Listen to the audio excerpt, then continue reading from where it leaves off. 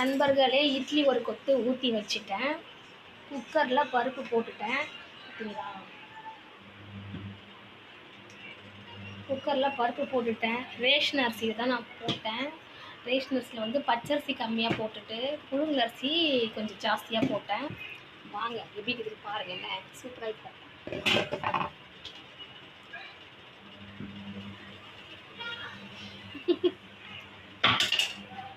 ஒரு இட்லி அப்படியே பந்து மாதிரி இருக்கு பாருங்க.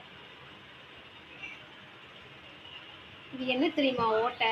நான் வந்து இட்லி வந்து சன்னு குத்தி பார்த்தேன்னா அந்த ஓட்டை தான் இது. 2 கண்ணு மாதிரி இருக்கு பாருங்க. நிச்சயமாலுமே சொல்கிறேன், இவ்வளோ நாளாக தெரியாமல் தான் நான் கடையில் வாங்கி போட்டிருந்தேன். இது வந்து பச்சரிசி கம்மியாக போட்டுட்டு புழுங்கல் அரிசி தான் ஜாஸ்தி சேர்க்கணும் போடுது. அப்போ தான் நல்லா வருது. பந்து மாதிரி இருக்குது. 2 இட்லி சாப்பிட்டா வயிறு ஃபுல்லாயிடும். பச்சரிசி கம்மி பண்ணிவிட்டு புழுங்கல் அரிசி ஜாஸ்தியாக சேர்த்து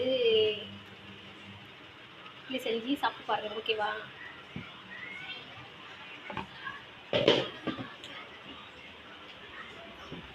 ஓகே நண்பர்களே, வெயிலில் நேற்று நைட்டு செம்ம மழை பெஞ்சுது பாருங்கள்.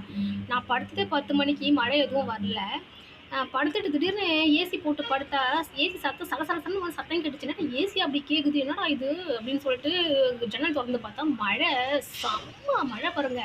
அப்புறம் ஓடி வந்து பார்த்தா இங்கே பாருங்க, பால்கனிலாம் நனைஞ்சி வாஷிங் மிஷின்லாம் இப்போ நான் அந்த பீன் பேக் வாங்கணுமா அந்த கவர் போட்டு வச்சுருக்கேன். ஃபுல்லாக தொப்பையாக நனைஞ்சி இதெல்லாம் தண்ணி. அரிசி வச்சுருந்தேன், ரேஷன் அரிசி அப்போ தான் 20 கிலோ வாங்கி வந்து வச்சுருந்தேன். அதெல்லாம் நனைஞ்சி 2 பால்கனியும் நனைஞ்சிட்டு 2 நாள் தண்ணி போகாமல் குத்தி விட்டுட்டு படுக்கிறதுக்கே லேட் ஆகிடுச்சு நண்பர்களே. காலைல எந்திரிச்சு பார்த்தாக்கா வாங்க காமிக்கிறேன்.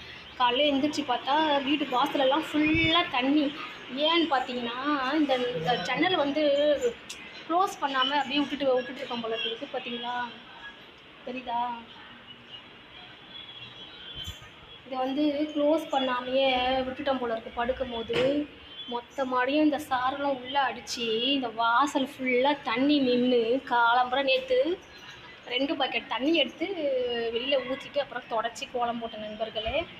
உங்கள் வீடுக்கிட்ட மழை வந்துச்சுன்னா மறக்காமல் கமெண்ட்டில் சொல்லுங்கள். நேற்றெல்லாம் செம்ம மழை பெஞ்சுது. இன்றைக்கெல்லாம் வெயில் செம்ம கொளுத்துது. நல்லா இட்லி சாம்பார் வச்சு சாப்பிட்டுட்டு தூங்கணும். வெயில் இன்றைக்கி எங்கேயுமே சுற்றக்கூடாது. இன்றைக்கி எங்கேயுமே நான் போகலை. நேற்றே போய் இலைலாம் வாங்கிட்டு வந்துட்டேன். இலை, பூ, சாமிக்கு தேவையானது எல்லாம் வாங்கிட்டு வந்துட்டேன் நண்பர்களே. இதுனா தெரியுமா, பாருங்கள், சாமிக்கு போட்ட பூவெலாம் எடுத்து நான் சாம்பிராணி பண்ணியிருக்கேன் நண்பர்களே. செம்ம ஸ்மெல்லாக இருக்குது. ஓகே, பாய் நண்பர்களே, பாய்.